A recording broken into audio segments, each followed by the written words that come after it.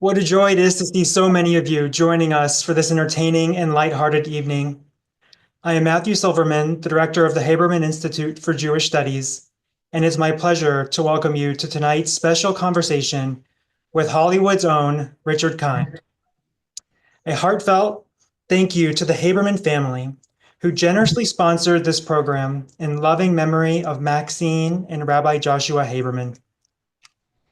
We are also deeply grateful to Andrew R. Ammerman for sponsoring our Spring 2025 lecture series, which he dedicates in loving memory of Josephine and H. Max Ammerman and Stephen C. Ammerman. To those of you who've donated to the Haberman Institute, thank you. Your generosity makes it possible for us to offer meaningful lectures on Jewish thought, history, and culture free of charge. If you haven't yet contributed, we encourage you to consider donating after the program. Every gift, large or small, helps sustain our mission. Now on to tonight's event. Our moderator, Steven Friedman, will be taking your questions throughout the evening. You can submit them at any time via the Q&A button on your Zoom screen. We kindly ask that you keep your questions concise and in complete sentences so we can include as many as possible. It is now my pleasure to introduce this evening's host and our esteemed guest. Steven Friedman, a native of Washington, D.C., is an internationally recognized Broadway musical historian and author of the Amazon bestseller, The Ultimate Broadway Musical List Book. Known for his engaging style and encyclopedic knowledge of Broadway, Steven has shared his passion with audiences around the globe. He also lectures on pop culture as an adjunct professor at Johns Hopkins University and has performed at venues, including the Kennedy Center, with over 35 years as a choir soloist. And now on to our guest. Richard Kind is a Tony-nominated Drama Desk award-winning actor known for his distinctive voice, impeccable comedic timing, and remarkable versatility across stage, screen, and television. You may know him from his iconic roles in Spin City and Mad About You, where his neurotic yet lovable characters won over millions. He has also appeared in Curb Your Enthusiasm as Cousin Andy, and more recently in Only Murders in the Building, further showcasing his brilliant comedic instincts. Beyond TV, Richard has a prolific career in film and theater. His performance in the Coen brothers' A Serious Man resonates deeply with Jewish themes and existential humor. As a voice actor, he's been featured in A Bug's Life, Cars, and the unforgettable Bing Bong in Pixar's Inside Out. On stage, Richard earned a Tony nomination for his role in The Big Knife. He has starred in Guys and Dolls in London, Broadway hits like The Producers and The Tale of the Allergist's Wife, Bounce, All In, and many more. Whether in sitcoms, animated films, or on Broadway, Richard remains a beloved figure in entertainment, bringing laughter and heart to every role he takes on. And now I'm delighted to welcome Debbie Haberman Perlmutter, a cherished board member of the Haberman Institute and a longtime friend of Richard, or Richie, as she fondly calls him. Debbie, over to you. Good evening to all. Thank you for joining us. The Haberman family, my sister Judy, brothers Daniel and Michael, my husband Mayer, and all our children are proud to sponsor this program given by the celebrity Richard Kind. I'd like to say that we raised you, Richard, but I can't quite say that. However, our families go back a long way.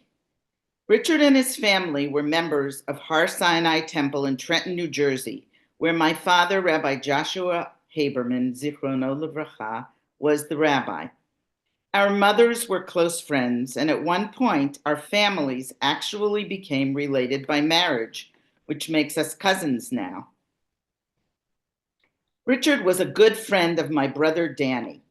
I was recently told by my sister that we have old family movies showing Richard at a 5th birthday party of my brother, playing a relay race game, carrying a spatula with dried beans on it as fast as he could to empty into the bowl so he could win a prize.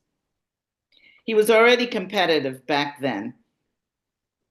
My siblings and I each recall being mesmerized by stand-up performances by Richard at Second City in Chicago, in the Village in New York City, and just a few months ago, my husband and I saw his fine performance at the Cobb's Comedy Club in San Francisco. The best part was seeing him after and giving him a big hug backstage. Our family has been proudly watching Richard's rise to fame over these past decades. Not only is he a successful, accomplished actor and comedian, but he is a warm, caring, genuinely kind-hearted person. My parents, Rabbi Joshua and Maxine Haberman Zichronan Livracha, were optimists, believing in fully engaging with life. They felt that no matter how difficult the times, life goes on. In that spirit, we dedicate this program to their memory. Right now, I think we could all use some good laughs, Richard. So we thank you so much for being here tonight. And now it's all yours, Richard and Steve. This is such an honor. I mean, really, I hope you can have fun with me and not, think, this guy. Absolutely. Anyway, okay. I read a quote of yours that really, really I thought was great, where you described yourself as the parsley on a plate with meat and potatoes. Then I thought, but on a Seder plate, that parsley is pretty important, So, I didn't say I was unimportant. no. I adorn. I that's what I do. I actually say, in a show like Mad About You or a show like Spin City, you on a Seder plate. Yes, you're right. Everything lends itself to the story in equal amounts. But a lot of times you have a center character or two center characters that a story revolves around. And I said this recently, and I was and I'm in an article in the New Yorker. I was profiled in the New Yorker just this Great week. article, by the way. Yeah, lovely. But there were a few things that are wrong. For instance, I said I could never be the center, the maypole of a situation comedy like Bob Newhart or Mary Tyler Moore. I will still stand by that. Those people were in the center, and you have satellite characters around them. But an hour show or a drama, I could easily be that center character, because then you have action, and I can be interesting enough and a little obtuse enough, and yet still hold the importance of the story. But he did not finish the quote. And in a show like Mad About You, everyone was parsley in a plate of meat and potatoes. On Seinfeld, you have four people. Right. Every other character is just parsley on a plate of meat and potatoes. The interesting thing, and people will want to know this because we're talking about Jewish humor and Jewish entertainment. On Seinfeld, you had four people, and all the stories revolved around the four people, so that anybody who was on the show just helped tell that person's story. But when Larry was on TV, Larry, of course, was the center, but there were no other characters, so everybody could have emotional interaction and even an arc, even though the story was about Larry. It was a very different script or role to play if you were on Seinfeld versus if you were on Curb Your Enthusiasm. And I thought that was an interesting thing. When you've been doing this, and I love the story, how you went to your first audition with the bag of jewelry, on the floor, and Oh, no, that's not my first audition. That's when I got my equity card. Right. It's a great story. And all my stories are great, so get used to them. Okay, I will. But one of the things that's so interesting, people always have their audition stories that are so monumental. When I was talking about my wife sold diamonds, I was thinking about having the bag of jewelry on the floor there. I could just imagine you were probably. Well, here's the thing. We all know jewelry to be so beautiful because that's where we see it. Here's a funny story. I was working at my dad's jewelry store. My dad had a very fine jewelry store. And whenever anybody had pearls that they needed restringing, we would send them to M&G Pearls. M ampersand G, M&G. So somebody brings in these pearls, and I would say M&G pearls, and we would send them out. Well, one day I'm in New York, and there's an emergency. They certain pearls have to come back for an anniversary or whatever it was, and I had to go to M&G Pearls to pick them up. I go to this brownstone in the 40s. I ring the buzzer. They let me up. 5 or 6 stories I had to climb up to the top, up to their apartment. I get to the top of M&G. I knock on the door. The door opens, and there are 2 ladies sitting at a bridge table with what do you call it? The mahjong tile holders in front of them, and there's pearls. M and G stood for Magda and Gina, 2 Russians who would sit at a bridge table and just take a needle and thread, tie a knot, and then another pearl, a needle and thread, and then tie a knot. Those were the pearl stringers. So everybody has these glorious pictures of jewelry and jewelry and jewelry. Now, the day that I auditioned, I went to the audition. There were, in order to get an equity card, you need to be in an equity show. In order to get into an equity show, you need an equity card. But at 5 o'clock, they have non-equity auditions for like an hour, and they see everybody who's not in the union. I showed up. There was a line down the stairs. I go in there. I sing the song. They pick up their heads. I read this was, I think, either December 23rd or 24th. I had been in New York because I lived there, and my dad needed stuff picked up from all of the jewelry manufacturers for Christmas. You know, the things. So I had $500,000, $750,000 worth of jewelry in a briefcase. Nobody would know it. I did all my errands, and then I stopped by at 5 o'clock before I caught the train home. I go up. I have the things. I put them down. I sing my song. They pick up their heads. They say, "Could you read the scene?" I read the scene, and then they say, "Would you like to do this?" It was a tour. It was 5.5 months, 36 states in 5.5 months, and it started. This was let's say the 23rd. We started rehearsal January 2nd. They said, "Would you like to do this?" They hired me on the spot. I said, "Do you mind if I go home and think about it?" And they said, "No, of course not." And I went over and I reached down and I picked up $750,000 worth of jewelry. And I picked it up and I said, "What the hell am I doing? Putting off this role? It's either my dad's jewelry store or I'm going to be an actor." And I turned around holding all that money and I said, "Yes, of course I'll do it." I would think I was paid, I think it was like $129 a week plus $17 a day per diem. That paid for our hotel room and our food and all entertainment, which we had none. And we traveled around in this van, and it was a blast. And it was a story. It's, there's nothing glamorous about traveling all over in one bus with 8 people, a sound system. You probably don't like. What? You probably don't like. No, I love them all. Oh, good. Okay. Oh God, yes. Oh, we were a troupe. Do you remember the show? Oh, I've never done anything that where I didn't like the people. Do you remember the show that you were doing? What that first show was? For 5.5 months? You bet I do. If you're in a show for 5.5 months, you remember it. I played Blackfish the Indian in a musical version of Daniel Boone, and we toured all around schools and all different ages. And then on a lot of Saturday nights, there are community theaters. You get traveling shows like Doc Severinsen, or at the time, I believe Mel Torme would perform on a Saturday night.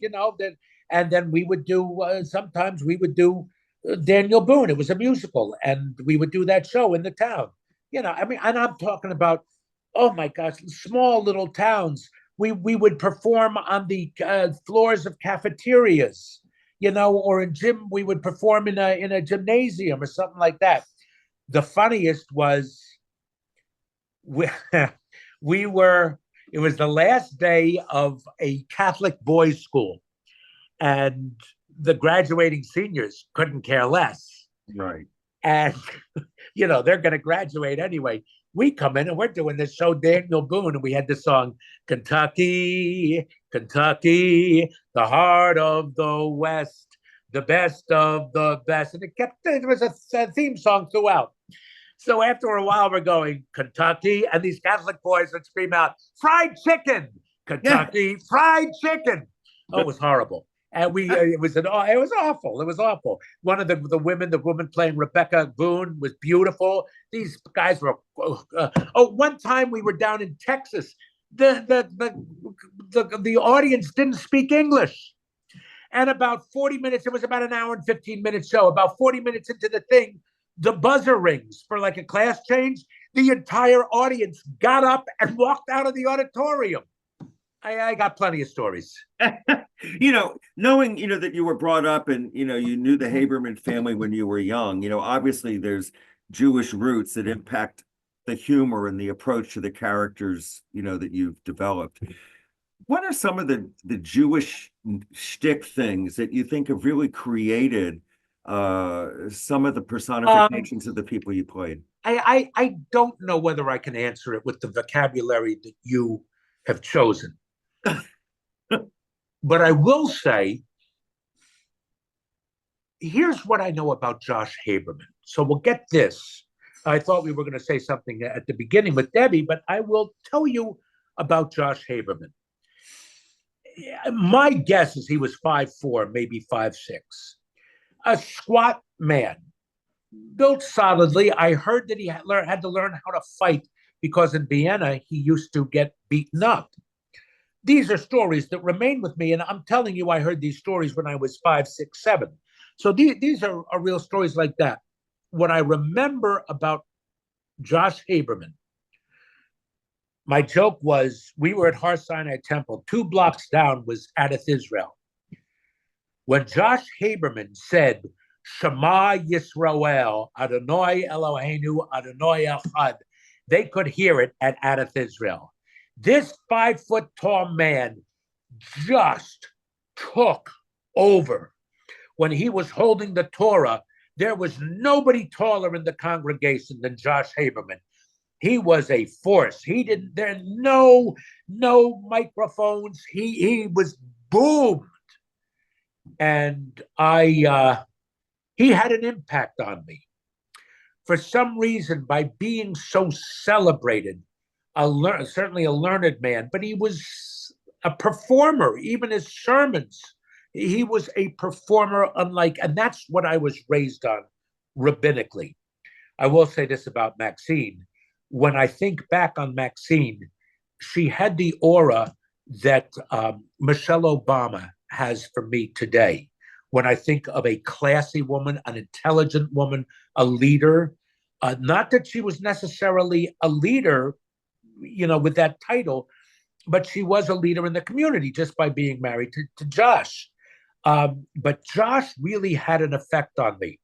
A funny story is when I was doing my bar mitzvah, and I'm, doing this, the story I heard is Bernie Perlmutter's wife, the rabbi's wife, was sitting in one of the pews, and behind her were 2 women. And one of the women turns to the other and goes, "Isn't he wonderful? He should be a rabbi." And the other one goes, "God forbid." So I think that's a funny story. Because he did acting instead. God forbid. Yes, acting. So, but it's so funny that it was right behind the rabbi's wife. That is funny. Now you say about shtick. It's a word I don't use. Okay. Because it's too easy. It's too flippant. You act a part, and if there's truth in it, that's what's funny. You don't do what shtick. I don't do stand-up. I act, I improvise, do whatever it is. But shtick is what, let's say, Ed Wynn would do, or Jerry Lewis. What they would go to. I don't do that. I'm from in between New York and Philly. They both have their own accents and their own rhythms. We all know that. And certainly there is a rhythm to New York, which has a hustle and buzz. They say the difference between a city like New York and any other city what makes New York move faster is how fast people walk. That was and I thought that was a very interesting thing. When people walk in New York, they walk quickly. When people walk in any other town, they saunter, they lope, but in New York, you go faster. In when you talk New Yorkese, you talk faster. You're clipped. It sounds like you're really talking. In some of the shows you've been in, I don't think I would say you played necessarily a Jewish character, for example, on Spin City. I didn't. Specifically, I did not. My name is Lassiter, right? Right.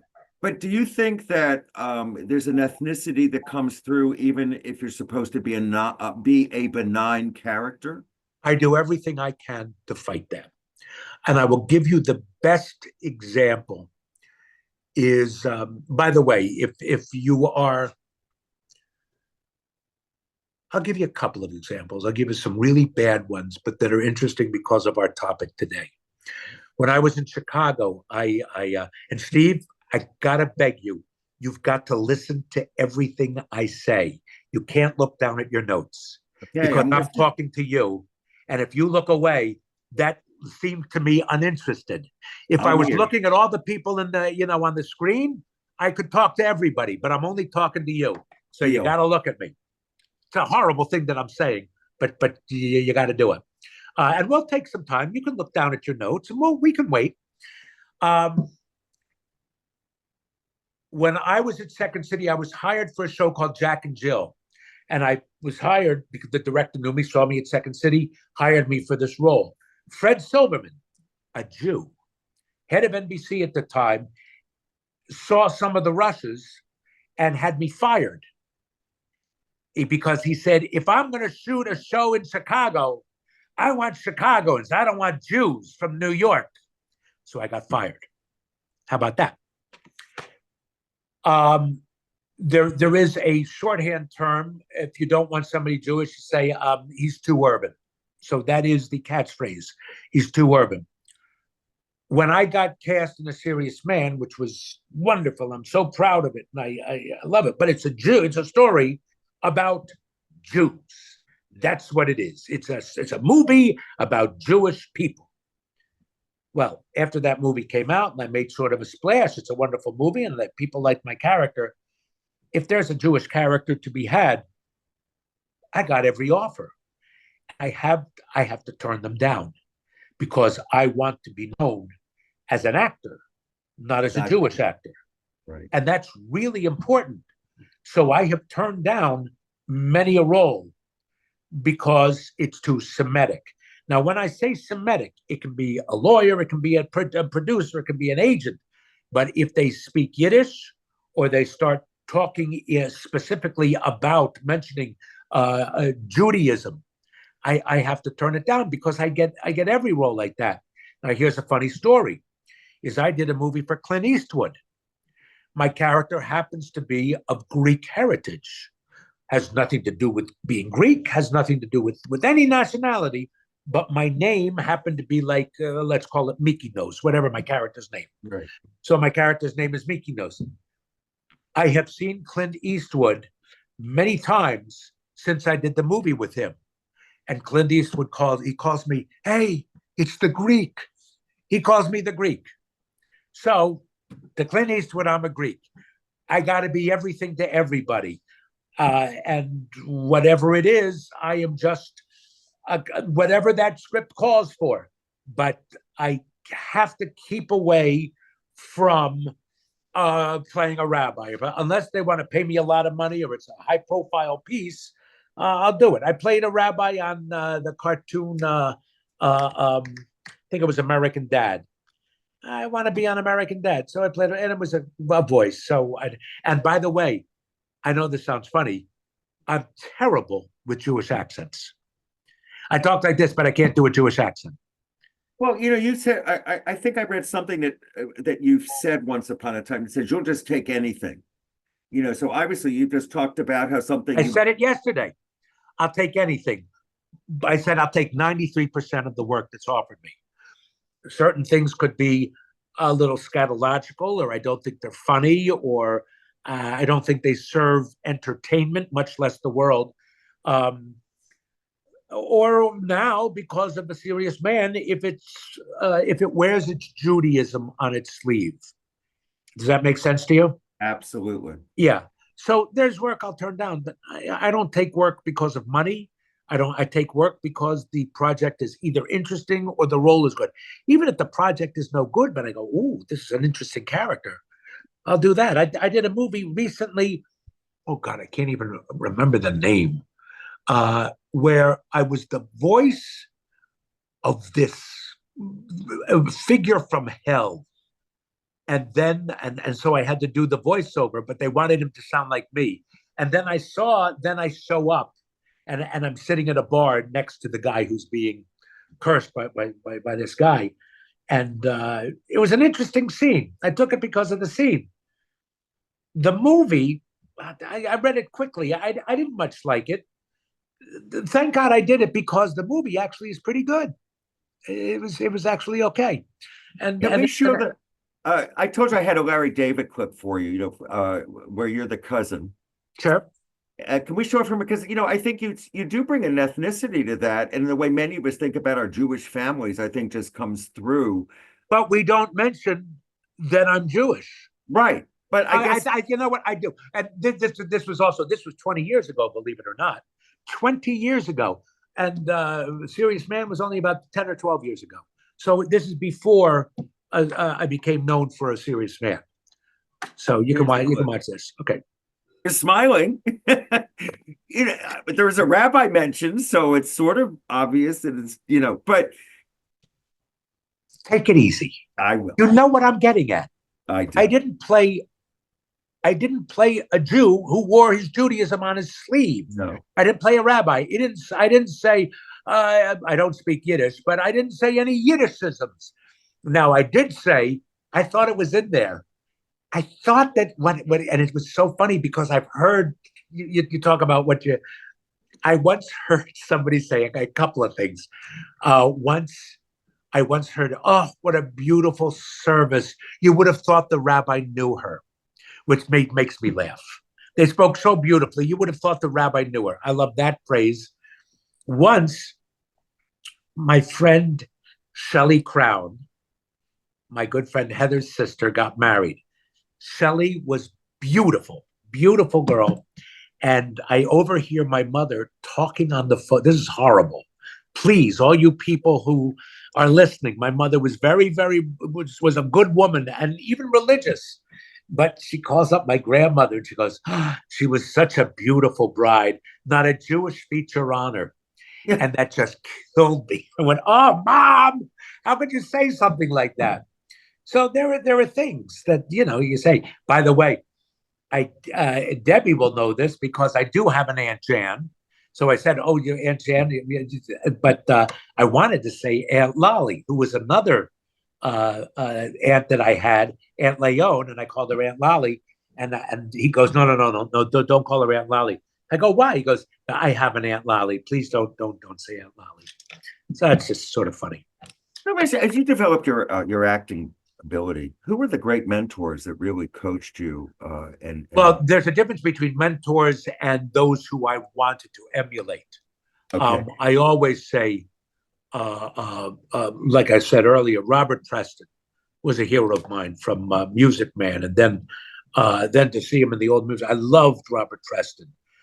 Zero Mostel, huge, because I saw Zero. My parents took us into New York to see Fiddler on the Roof. I loved him. Oh my gosh, I thought Zero Mostel was the greatest. Flip side of that, I loved Spencer Tracy, but I don't know why, because I act nothing like Spencer Tracy. And I loved Woody Allen, and I did everything I could to act like Woody Allen. In my teens, George Segal and Elliot Gould, MASH had a huge effect on me. Huge. There's some MASH, good Elliot Gould story. You had a good Elliot Gould story with playing cards or sitting. Oh, I knew Elliot. I did a wonderful play. Wonderful play by a very Jewish playwright, Daniel Goldfarb. Do you know that name? Doesn't you know Daniel Goldfarb? That's great. In fact, he wrote an opera based on something. He wrote the libretto for an opera. He's a great play. He's a playwright. He wrote a play called Adam Baum and the Jew Movie, because there's a true story that David Selznick, it was either Selznick or Mayer, wanted a gentleman's agreement was going to come out around the time of World War II. Mm-hmm. A movie about anti-Semitism. 1947. Okay. I think it was Mayer. Wanted to do a movie at MGM. That was done at 20th Century Fox. He wanted to do a movie at MGM about anti-Semitism with Cary Grant playing the lead. And he wanted it written by Ring Lardner, who is the furthest thing from a Jew, Harvard-educated WASP. So he has a meeting with Ring Lardner, and that's the first act. It's a two-hander with a kid playing a bar mitzvah boy. The second act is the Ring Lardner character coming to his house for the bar mitzvah and having a one-on-one with Louis B. Mayer, and based on fact that Ring Lardner was invited and had a heart-to-heart with them. And it's a fictionalized account. We don't even use the names. But a great play directed by Paul Mazursky, the great Paul Mazursky, became a friend. What was the original question? Because I got to this. Do you remember? Mentoring. Oh, the mentoring. So you get mentored by people who have nothing to do with you. Like Mayer wanted to do a movie with Cary Grant at MGM playing a Jew. It has nothing to do with it. I want to act like W.C. Fields, anti-Semite, but Woody Allen, Semite. I really wanted to be Elliot Gould. The man married Barbara Streisand, but that's not why. It's because of what he did in MASH. I wanted to be Trapper John, Elliot Gould, not Trapper John Alan Alda, just like Elliot Gould. I wanted to drink. I wanted to screw Korean nurses. I wanted to do all of that. I wanted to make my own booze in the tent. And the whole thing, that was Elliot Gould to me. And then you look at some of the things, George Siegel, who became a really dear friend of mine. And these were the people who were urban, but got the girl. So, yeah, one of your big breaks might have been Carol and Company, which I've heard you say really wasn't such a great break. You know, I thought I heard you in a SAG interview say that, you know, it wasn't the great career elevator that maybe you thought it might be at the time. Let me tell you something. I may have misquoted that. You are. Okay. You're actually misquoting the heart of the story. Okay. When I was a kid, Carroll O'Connor had no name. He was Archie Bunker. Adam West had no name. He was Batman. And that's all they were. I know Carroll O'Connor went on to do other things. He didn't. He was Archie Bunker. I never wanted that career. That is the furthest thing I ever wanted. So when I did Spin City, they said, you're going to be the breakout character. I didn't have a publicist. I didn't want to be the breakout character. I wanted to play that role and be that. Anybody who goes into this business and takes a role because this could catapult them to stardom, you're a fool. Stardom sucks. Stardom is the worst. Working actor, that's the best thing in the world. There are 20 stars in the world. They all live in prison. It is a prison of fame. They can't go do what they want to. They have to take movies or do projects that will keep them at their height. They have to. When one of them takes a role, an industry opens up. An industry, not just the movie they're making, but hotels, people who work behind the scenes, laundry, caterers. Then when the movie opens, it has to be a hit so that the stockholders can make some money. Me, I show up on set. I do my little 3 to 5 days. Maybe I have 2 weeks on a set. Maybe I have one day. I do my job and I leave. I make no imprint at all, except that when I show up, they go, I like that guy. Or I have done a good service and served the movie and helped tell the story. So you say I took Carol Burnett because this was going to make me a star? No. I was saying, I thought I heard what you said was that, and I may have misquoted, that it wasn't the great experience you thought it might be. I may have misunderstood it totally. You really did. I apologize. Every single week, I got to do a different genre. It was an anthology series, Right. different kinds of comedy. Every week, I got to do a different type of comedy. I got to do burlesque. I got to do Jules Pfeiffer. I got to do the genre. I got to do sweet skits, all different types of things every single week. It was I wish I could have done that forever. I wish that show were on forever. That doing a guest star now, this is an interesting thing. In order to be paid well, you have to be a regular on a TV show. I got 3 kids in college. I need to be a regular on a TV show. When you are a guest on a TV show, you make 5% of what you could make as a regular worker on a TV show. And those roles come maybe 6 times a year. So let's say you just don't make a decent living. That's what I would like. If it paid well, I'd like to go from set to set and character to character and genre to genre, be a mystery, be a comedy, whatever it is. I'd love to do that, but I can't.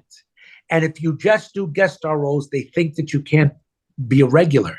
They think you can't hold on to a certain part. So they don't hire you. So it becomes the kiss of death. It becomes a stigma. And you don't get hired. So I don't guest star. But in the old days, you used to get paid, back around Love Boat or Murder, She Wrote. You got paid very well. Nowadays, you see somebody show up on a TV show, maybe they're making $6,700 for the 2 weeks' work. Wow. And you can't survive on that. Back to what you were talking about a minute ago about how you're lucky you're not a superstar because you have your life. You were walking home with Brian Darcy James.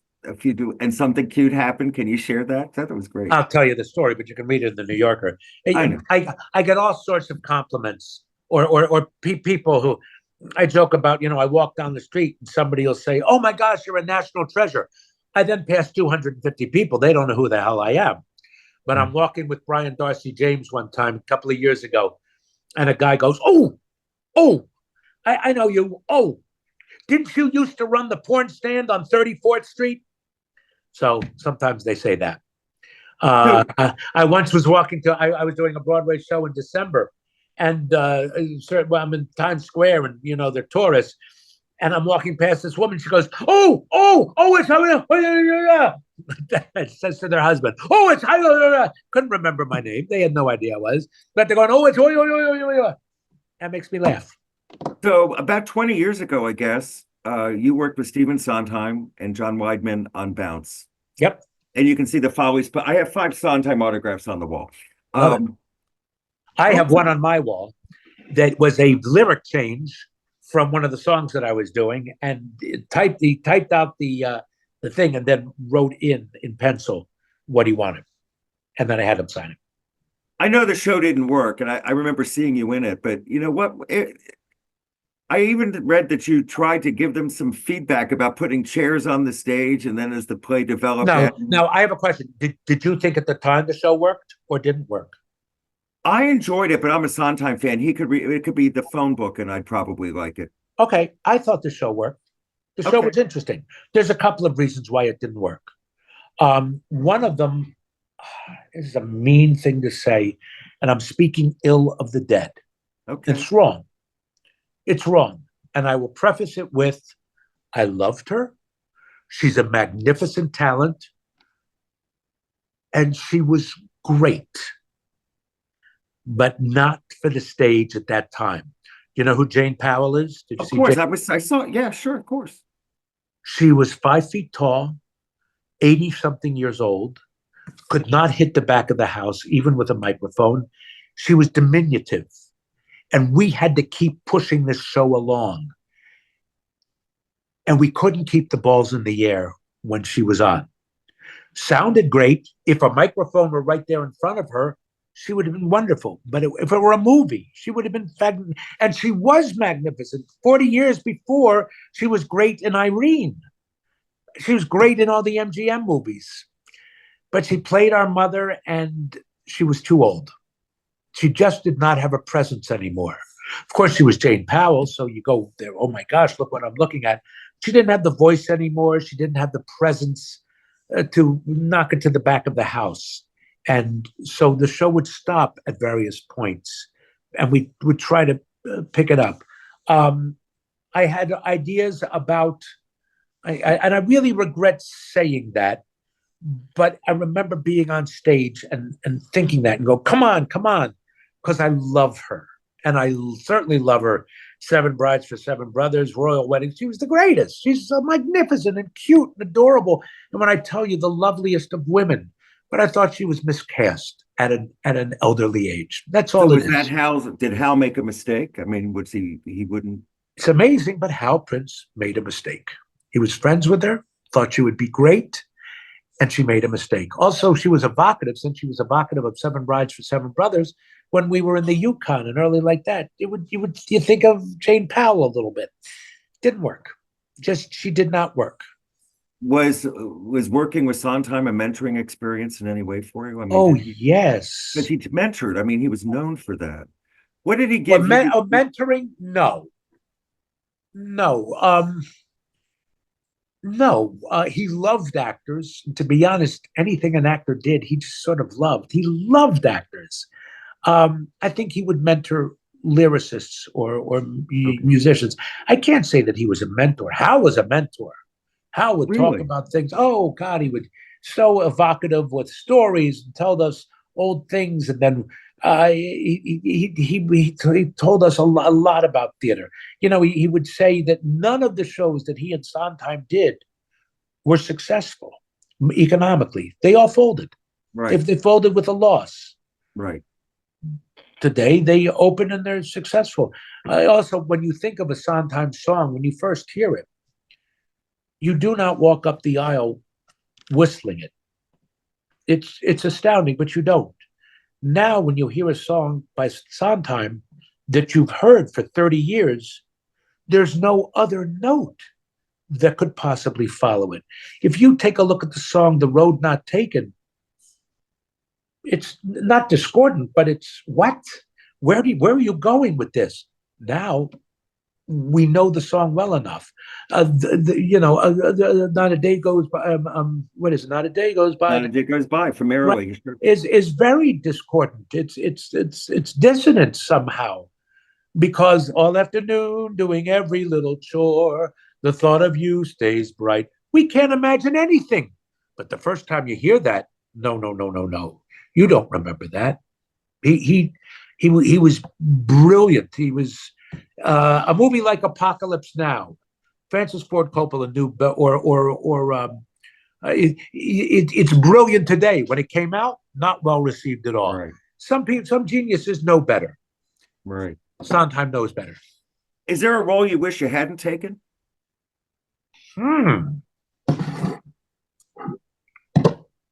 No. Wow. That's great. No, everything. Yeah, nothing. Isn't that, because some people say, oh, I wish I hadn't done that. But wow, that's great. And you took out, you said one of your heroes was Zero Mostel, and you stepped into his shoes for a period of time doing the producers. Well, that was the greatest. I mean, I yearned to do the producers, and I auditioned for it, and they gave me the tour. And I said, I can't do that. I got kids. I don't want to do that. Then the following summer, I did a play at Bay Street Theater in Sag Harbor, New York. Mel and Ann came to see the play, and Ann really liked me. She thought I was really good. I think I reminded her of Zero, that I was this sort of gargoyle.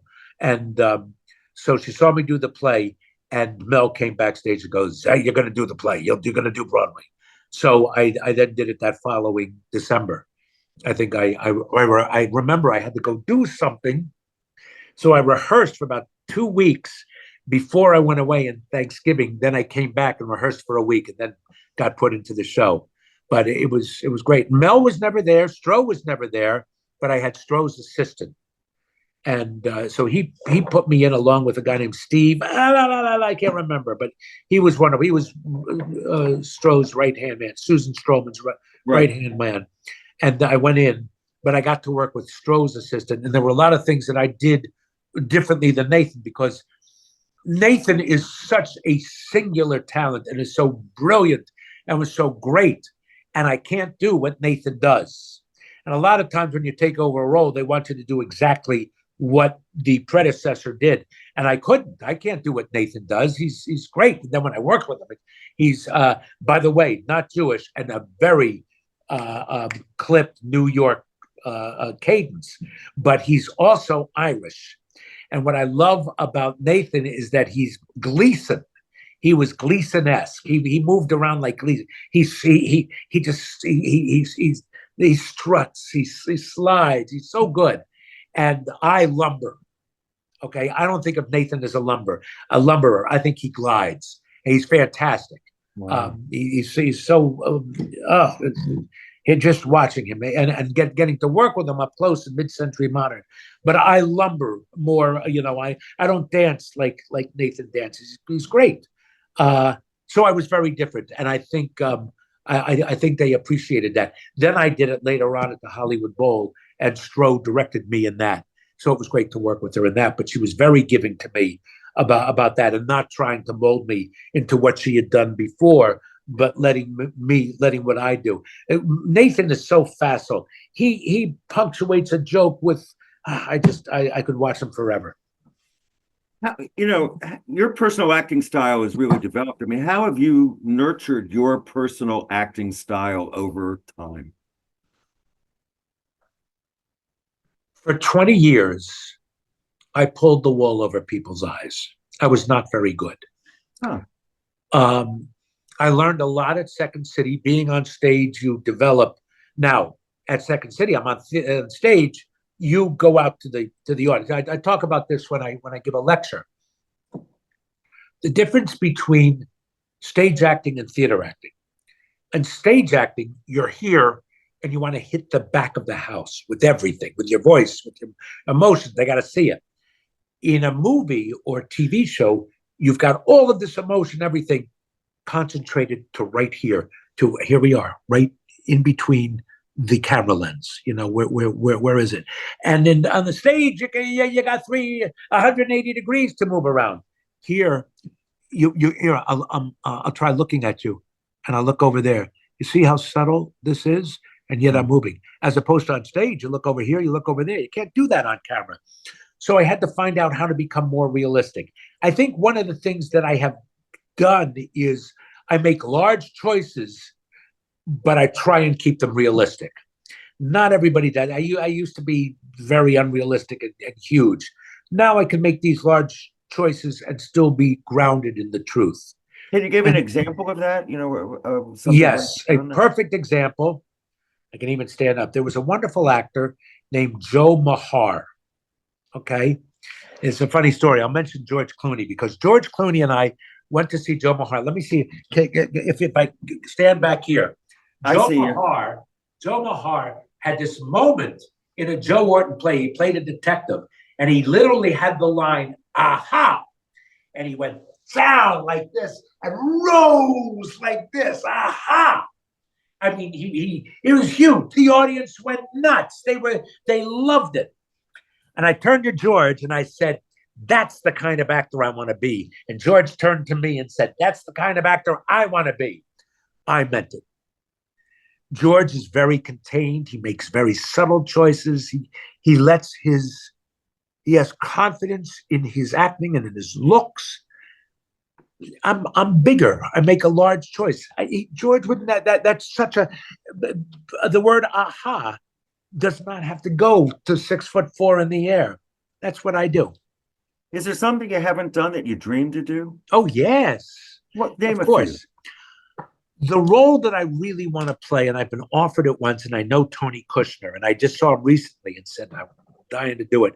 I really want to play Roy Cohn in Angels in America. Wow. That's the role I really want to do. I'd like to do Man of La Mancha because I love Quixote. Every role that I get offered becomes something that this is so great, but I would never think of me doing. Do you know the play Travesties? Yeah. Tom Haven't seen Stoppard. it. You Yeah. saw it. A long time ago, yeah. Can you picture me in that role? Be interesting. You know, there's a lot of things where, you know, you see an actor in something and go, I never would have thought of that person doing that. That's right.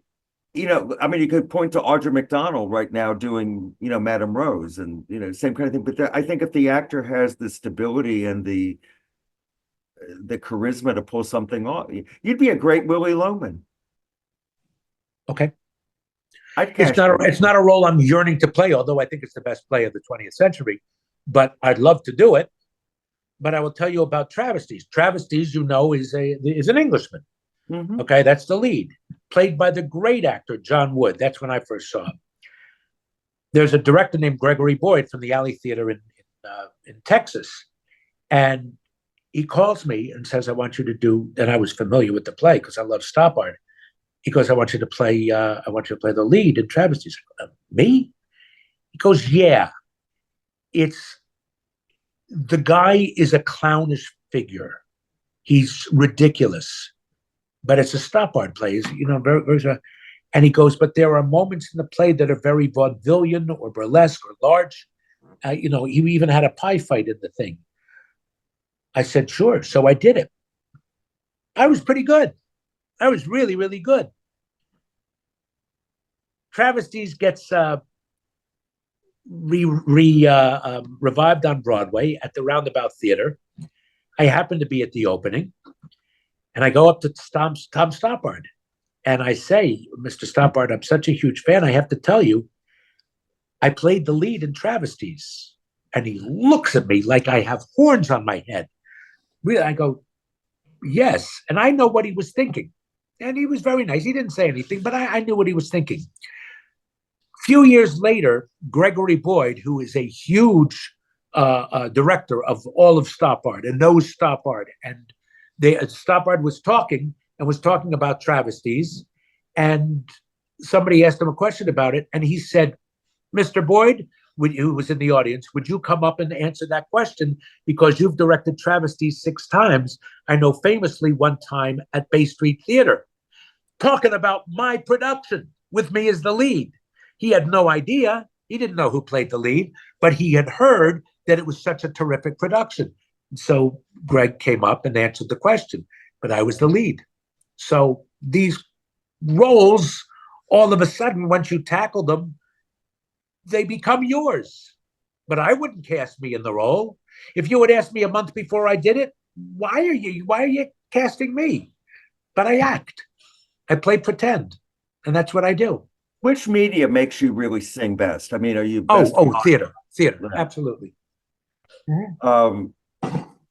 Okay, I'll tell you a couple of things. This is a little bit about me, but this is for your audience if they want to know. It's what I talk about when I give my lectures. When you are doing a TV show, it is your job to make the day. Meaning, you have 12 hours to shoot 9 pages. You better finish those 9 pages, or you start going into overtime, or they have to add extra days. So you better make your day. How do you make your day? You better know your lines. So if they flub up with the camera, the lighting's not good, or they have to do a lot of shots, you always know your line. That's your job. Are you a good actor? Let's hope. Are you a great actor? You can only pray. But your job is to say those words. Everything else is a crapshoot. Let's hope it comes easily.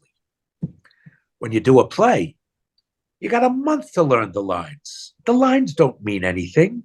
Let's get the character. Let's get what he wants with each scene. You're going over arcs of time in a 2.5 hour or 2 hour time frame. Your life changes. You'll get the lines. The words will come. Let's find out what he wants. You don't have that luxury in TV.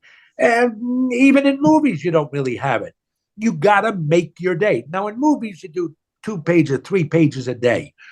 TV, you'll do anywhere from 7 to 12 pages a day.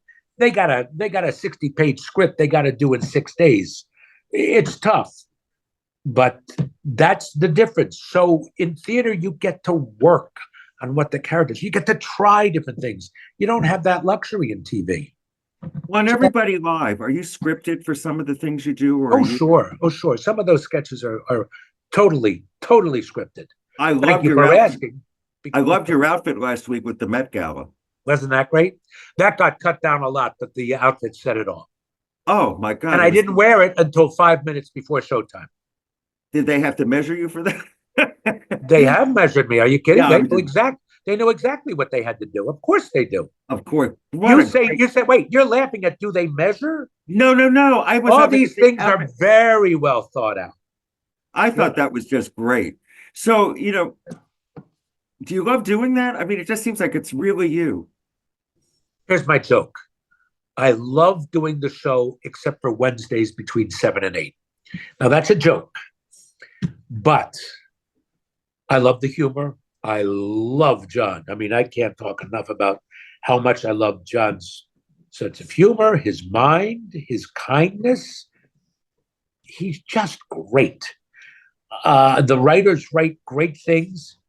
It's very nerve-wracking. The show is on internationally, all over the world, live at 7 o'clock in LA. Well, you go on without knowing what you're going to say to the world. It's terrifying. Aren't you a little nervous about this? Yeah. Well, imagine going on, not knowing what you're going to say, and being involved in the conversation. You sort of have your lines. You know what you're going to ask me. I sort of know my stories, but in that situation, it's live, and I don't know what's going to happen. I have to be smart. I have to be funny. God forbid I say anything that. I think I'm a good person. I don't think I'll say anything that is unwoke. But you could. I could say something that could ruin my career. I don't think I will. I mean, let's be serious. I'm a good man, so I'm not going to say anything that's so incendiary. But I could. I could ruin my career. Has there been a moment when you've been on live doing something where you went, "Oh my God, I wish that hadn't just happened," or are you pretty okay with it? There was one thing. It's mentioned in the New Yorker article where there are times when I'm going to backtrack. There is a thing that every decent actor has. I call it the ride home. Tonight, you're going to have it. Why didn't I ask Richard this? Oh, I've always wondered this about Sondheim. Why didn't I ask him this? When you do improvisation or I do this interview, I will drive home and go, oh, why didn't I say this? Why didn't I include this line? So there were things that I wish that I had done on Mulaney's show that in the moment I didn't think of, but I sure do wish I did them. I worked at Second City, which is improv every night, the ride home. Why didn't I do that again? In theater, you can say, why didn't I do that? I could do it tomorrow night. I could try it. I could work on it. Steven Sondheim goes home, sees a performance during previews or during rehearsal and go, why didn't I do that? I can. And he changes the words. He can do it. And believe me, he does. I'm regretting I never wrote him a letter because he always answered. There you go. Want to hear one of the funniest things? Absolutely. At his 80th birthday party, which was at Lincoln Center, his birthday celebration. So hundreds of people there, and we got our tickets in the envelope that comes. You know how the tickets come in the little envelope. So I pick up the tickets, and I know I'm going to see him. So I take out $10 and I put it in the envelope and I go, "Happy birthday, Steven. Love, Richard Kind." And I give him $10 in the ticket, which to me is hilarious. He wrote me a thank you note. It's hilarious. The letters that you read that he wrote are just phenomenal. So when you were doing Bounce, was there something that he rewrote in your character playing one of the Meisner brothers that really struck you in some way? I'll tell you what I think is a funny story is in the beginning, our first day of rehearsal, I'm singing the song Bounce and something that leads up to it. And I say, I wouldn't say that. My character wouldn't say that. I can't remember what it is. I wish I could be more precise with the story. But I said, my character would never say that. And the director, and Hal goes, well, we got to do it. I go, it's just wrong. I wouldn't say that. And Hal goes, well, let's call Steven. And we called Steven on the first day of rehearsal. He wasn't there. And I go, Steven, I don't think the character would say that. And he goes, well, why don't you rehearse it, and then we'll see it. So I did. I can't believe that I had the first day of rehearsal. That's what I said. But I had a sense of my character. And he ended up changing it. He got rid of it. Well, he was known to change lyrics once in a while. If an actor Oh my gosh. Yes. I mean, Barbara Streisand, he wrote Send in the Clowns for her because she didn't feel that there was something that connected to her, and he added and changed something. And I didn't know that. I did listen to her autobiography, but I don't remember that. I will tell you this: Send in the song and where it fell in the show. Sondheim kept saying to Len Cariou, right, "You're going to get a song. You're going to get a song." And then he wrote "Send in the Clowns." He goes, "Sorry, Len. It's not for you. You don't get to sing it." So whenever Len does a concert, he sings that song and says, "This was my song." Right. So I think that's very funny. And it's on Barbara's Broadway album where she sings "Send in the Clowns" that he rewrote the lyrics for whatever it was that she had at that point. No, I think putting it together, and maybe "Send in the Clowns." Yeah, it was Okay. putting it together also, actually, but "Send in the Clowns," Yeah. actually he rewrote for her. Yeah, good. Yeah, well, she can do that. If she has reason, and she can say it. But in the context of a show, you can talk about what they want. And he would always ask, "Are you happy with this? You're asking me? Am I happy with this? I'm singing Sondheim songs and lyrics. It's out of it. It's crazy, crazy." By the way, I'm going to tell you something else, and I think you'll agree with me, but I don't know whether or not you will say this as literally as I say this, and everybody listening at home may go, "Well, Richard, that's just stupid." I believe Stephen Sondheim is as good as Shakespeare. Oh, absolutely. I mean it literally. I don't know any other artist who is as good. Now, there are great writers. There's Steinbeck and there's Dickens and all they're great. Sondheim can put into lyric form the deep recesses of our emotion and have music underline what the lyrics are in a way that is just spectacular. And he wrote it for people and their voices. He would write a song for Angela Lansbury that fell into her register. I don't know how he did it. I'm going to tell you a joke. There's an old joke. No, never mind. I'm not going to tell the joke. Oh, tell us. Come on. All right. Okay. This is an old thing. Is that there was a TV writer. He writes, can't get anything produced. One morning he comes down to his typewriter or his thing, and there is a manuscript of a TV show. He looks, he reads, he goes, "Wow, this is good." He gives it to his agent. His agent takes it, gets produced. Goes, "Oh my God, it's getting picked up. Oh my God, what am I going to do about the next episode?" He goes down. He can't write anything good. Next morning he comes down. Next to his at the time, the typewriter is a manuscript of the second episode. He reads it, goes, "Oh my God, this is great." Takes it in. Every night he comes down, there's a manuscript, the next episode. He doesn't know what's going on. One night he comes down, he sees this little elf typing at the typewriter.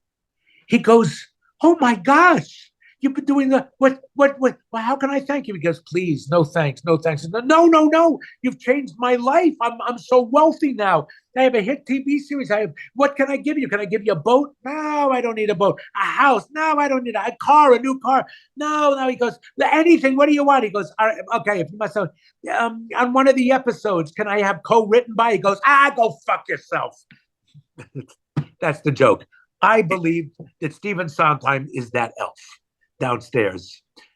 That's how brilliant he was. You know, the song Children Can Listen. Mm-hmm. When I hear that song, I mean, it gives me chills all the time. I think of the things you say, children will listen. You know, it speaks of his relationship. A man with no tune. Here's something interesting. Hal told me that Sorry Grateful. Yeah. I mean, all of those couples are based on Hal and Judy in Company. You know that. Yeah. Oh, I didn't know that. He looks to Hal and Judy for all of it. All of the couples, of course, but Hal and especially Judy informed him about the couples. And that song, Sorry Grateful. You're always sorry. How does a man who's never been married think of that? He does. He thinks of these things. He talks about it, and he'll ask Judy. Judy was a huge influence on Steve. Huge. He was the best man in their wedding. Yeah, I did not know that, but makes sense. And Merrily We Roll Along was all her idea. She wanted to play with young kids, and of course, when it was new, that wasn't the great. Well, I mean, it's based on the Kaufman Hart play, but she said she wanted to. Okay. All right. Yeah. I didn't know that. Oh, great. Yeah, it's kind of an interesting thing. Then you look at what happened with it last year, where suddenly, it was, everybody finds this great masterpiece, I always thought it was a great masterpiece. I thought it needed, it's so funny that I just tell this joke about a sitcom actor or a sitcom writer. It's so many different one-act plays that lead to the end, but you are not involved in the show until you hit the second act. Then you know some of the people. So I said each of these one-act plays needed more of an arc and needed some fun. They needed heart. Something had to happen in each of the one-act plays. So you needed a sitcom writer to come in so that you can take within a short amount of time and make an arc, which is what sitcom writers do. I said they needed it. Who knew that Maria Friedman would be so brilliant as to add arcs or find out, and you could get a handle on who these characters were. Are there any, I've had a question that just came up from the group, and they were asking, has there been anything with Jewish values that have impacted your career in the way that you've gone about creating? Yeah. We're going to start getting to the morality of Judaism, and truly treating thy neighbor as thyself. And I really want to be good at what I do. So you can talk to me if you have notes. Even an actor, if I'm not giving you something, I believe it's very collaborative. And I want to hear from you. If I'm doing something that's not good, I'll even go when I'm doing voiceover work. I say, can you give me a line reading?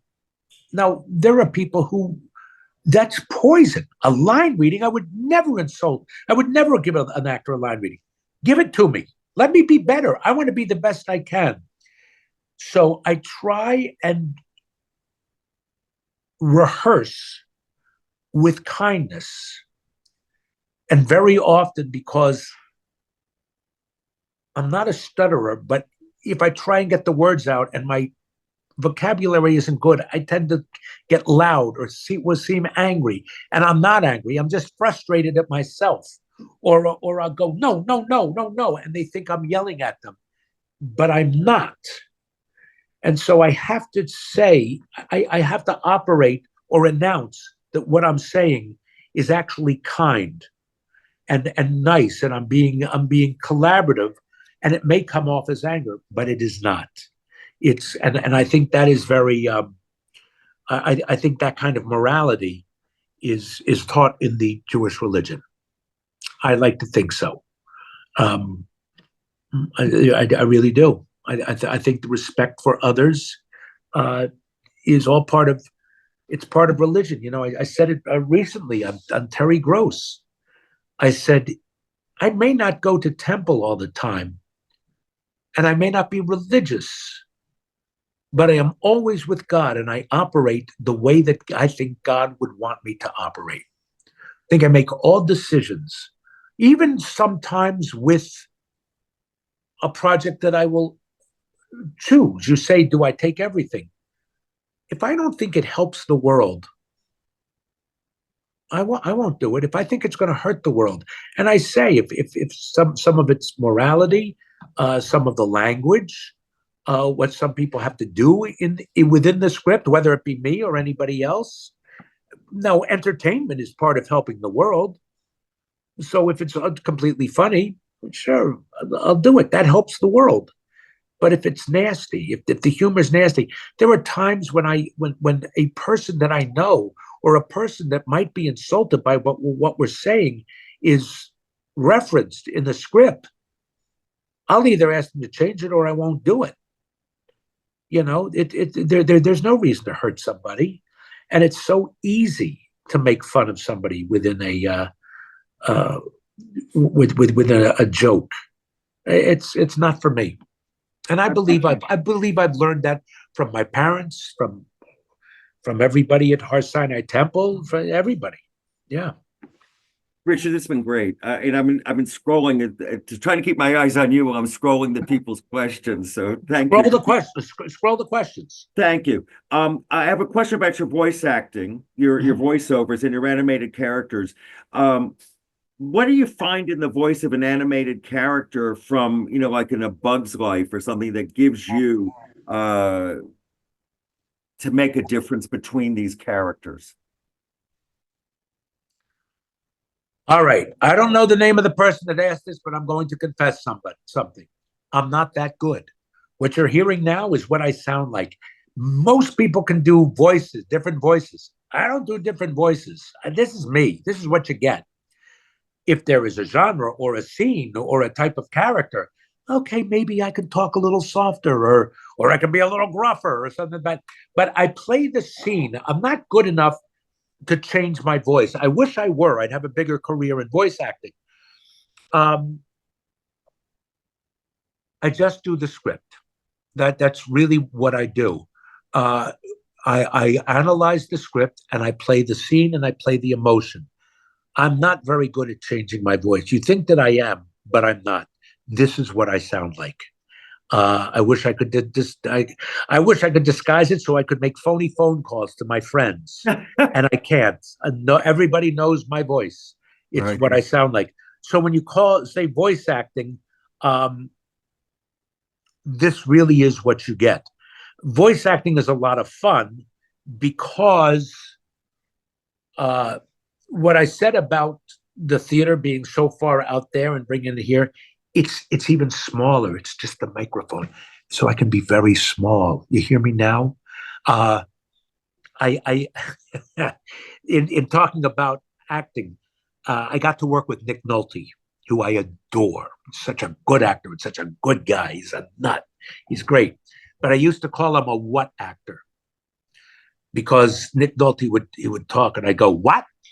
He would talk so softly because he knew that his microphone was picking it up. So the microphone would pick it up here and he would talk very softly. And I go, what? And I talk like this. So when I would, and we would do scenes so close, I would have to memorize his lines and just look at his lips because I couldn't hear a word he said. But he knows exactly what he wants to say. He talks very softly, but he says everything he says comes out clearly because the microphone picks it up. I talk like this. Listen, this has been great. We could go on all night, but I'm sort of getting the signal. And with that, our evening has to really end, Richard. And it's been really great talking to you. And thank you for being your generosity to me as we've been doing this. And on behalf of the Haberman Institute team working behind the scenes, We invite you to continue exploring the richness of Jewish thought, culture, and history, and keep an eye on your inbox, everybody, for future classes. And a heartfelt thank you to the Haberman family, and Richard, especially to you, for My taking pleasure. your time. And Look, I'm an actor. I'm talking about myself. Actors love to talk about themselves. And I appreciate the feedback you gave to me as I was doing this with you, so that I could be better asking you questions. I appreciate Oh, good. that. Oh, good. Yes, that's part of it. It seems like it's mean. My kids would have yelled at me, go, how could you talk to them like that? But I want everything to be better. So I that's an appreciate- example. That's an I know. example. I didn't want to be mean, You were not. but I might have. I know I'm not. I know in my heart I'm not. Perfect example. And I appreciate that. And thank you. And that's very much about our Jewish morality when you get right down to it. Yeah. Yeah. We want to be the best. So, right.